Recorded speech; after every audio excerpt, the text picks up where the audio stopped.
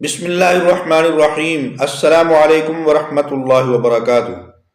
ناظرین و سامعین، امام مسجد صاحبان کے لیے بڑی خوشخبری آ گئی ہے۔ اعزازیہ کارڈ کے دوسرے مرحلے کی لسٹیں جاری ہونے والی ہیں۔ وہ امام صاحبان جن کا نام پہلی لسٹ کے اندر نہیں آیا وہ خوش ہو جائیں اور تیار ہو جائیں، اور جو امام صاحبان پریشان تھے کہ انہوں نے درخواست دی اور ان کا نام لسٹ کے اندر نہیں آیا، ان کو اعزازیہ نہیں ملا، پے آرڈر نہیں ملا، اور وہ اس وجہ سے پریشان تھے کہ اب کیا وہ دوبارہ درخواست دیں یا دوبارہ درخواست نہ دیں، ان کو اعزازیہ کارڈ ملے گا یا نہیں ملے گا، ان کا نام لسٹ کے اندر آئے گا یا نہیں آئے گا۔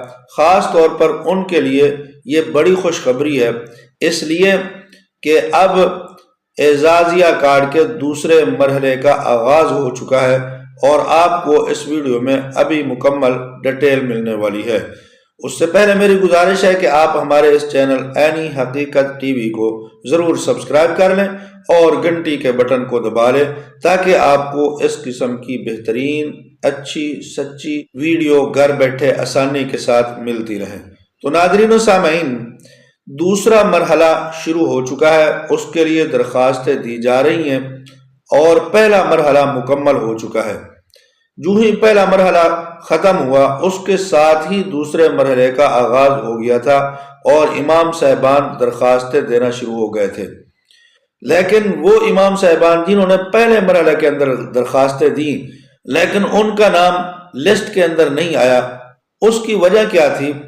تو اصل میں جو تاخیر ہو رہی تھی اس کی وجہ یہ تھی کہ پنجاب بینک اور پنجاب حکومت کے درمیان ایک معاہدہ طے پانا تھا، اور وہ قانونی معاہدہ تھا، لیگل ایگریمنٹ، وہ طے نہیں ہوا تھا۔ اب اس کا انتظار تھا، تو وہ طے ہو چکا ہے۔ لیگل ایگریمنٹ حکومت کے درمیان اور پنجاب بینک کے درمیان وہ معاہدہ ہو چکا ہے، اور پنجاب کابینہ نے اس کی اجازت بھی دے دی ہے اور اعلان بھی کر دیا ہے۔ جیسے ہی اس قانونی معاہدے کا اعلان ہوا تو جو آخری رکاوٹ تھی اعزازیہ کارڈ کی وہ ختم ہو گئی۔ اعزازیہ کارڈ تاخیر اسی وجہ سے ہو رہا تھا کہ لیگل ایگریمنٹ نہیں تھا۔ جو ہی وہ ایگریمنٹ سائن ہوا اور اس کی اجازت دے دی گئی پنجاب کابینہ کی طرف سے، تو یہ تاخیر کی وجہ ختم ہو گئی، آخری رکاوٹ ختم ہو گئی۔ تو اب سمجھ لیں کہ اعزازیہ کارڈ کو ایک قانونی حیثیت مل گئی ہے۔ تو جو ہی اس کو قانونی حیثیت ملی ہے تو امام صاحبان کے لیے یہ بڑی خوشخبری کا امکان ہے، اور اب ہر امام مسجد کو یہ اعزازیہ کارڈ ملے گا۔